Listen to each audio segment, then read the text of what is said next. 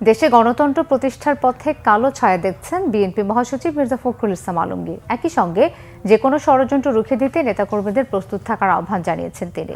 থাইল্যান্ডের রাজধানী ব্যাংককের হাসপাতাল থেকে ভার্চুয়ালি যুক্ত হয়ে দলের এক যৌথ সভায় এই আহ্বান জানান বিএনপি মহাসচিব। বিস্তারিত সিকান্দার রেমানের রিপোর্টে। শহীদ রাষ্ট্রপতি জিয়াউর রহমানের ৪৪তম শাহাদত বার্ষিকী উপলক্ষে ৮ দিনের কর্মসূচি ঘোষণা করেছে তার প্রতিষ্ঠিত দল বিএনপি। মঙ্গলবার দুপুরে গুলশানের চেয়ারপারসনের কার্যালয়ে দল ও অঙ্গ সংগঠনের যৌথ সভা শেষে এক সংবাদ সম্মেলনে বিএনপির সিনিয়র যুগ্ম মহাসচিব রুহুল কবির রিজভী ২৬শে মে থেকে ২ জুন পর্যন্ত ৮ দিনের এই কর্মসূচি ঘোষণা করেন।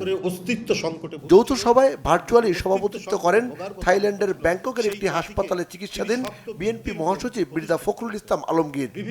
বাংলাদেশকে ১৫ বছর ধরে একটা ফ্যাসিস্ট শাসনের মধ্যে রেখেছিল, যারা আজকেও এখনো ষড়যন্ত্র করে চলেছে সীমান্তের ওপার থেকে বাংলাদেশকে আবারও আপনার সেই জনগণের অধিকার থেকে বঞ্চিত করবার জন্যে এবং বাংলাদেশকে তার উন্নয়নের পথে বাধা সৃষ্টি করবার জন্য কৌশলে নির্বাচন বিলম্বিত করা হচ্ছে বলে অভিযোগ করেছেন বিএনপির স্থায়ী কমিটির সদস্য নজরুল ইসলাম খান। জাতীয় গণতান্ত্রিক পার্টির প্রতিষ্ঠাতা শফিউল আলম প্রধানের মৃত্যুবার্ষিকী উপলক্ষে জাতীয় প্রেস ক্লাবে এক আলোচনা সভায় তিনি এই কথা বলেন। আমরা জানি যে বাংলাদেশের কিছু রাজনৈতিক শক্তি আছে, কিছু সামাজিক শক্তি আছে, তারা অনেকেই তাদের নিজেদের রাজনৈতিক স্বার্থে কিংবা তাদের গোষ্ঠীর স্বার্থে তারা এই গণতান্ত্রিক প্রক্রিয়াটাকে বিলম্বিত করতে চান। নানা কায়দায়, নানা কৌশলে। এদিকে বিএনপির সিনিয়র যুগ্ম মহাসচিব রুহুল কবির রিজভীর অভিযোগ, নির্বাচন নিয়ে টালবাহানা করছে সরকার।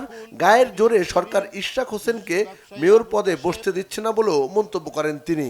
একই আইনে যদি সাদাত হতে পারে তাহলে ইশরাক কেন হতে পারবে না? এটা হলো জনগণের জিজ্ঞাসা, আমার না।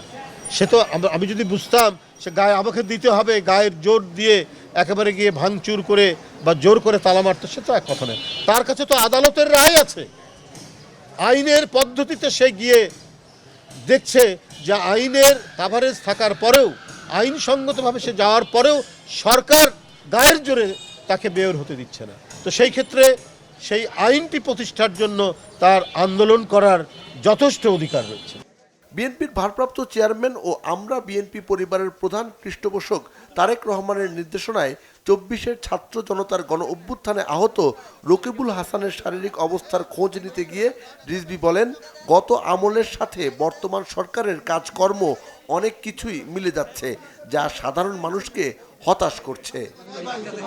সিকান্দার রেমান, বাংলা ভিশন, ঢাকা।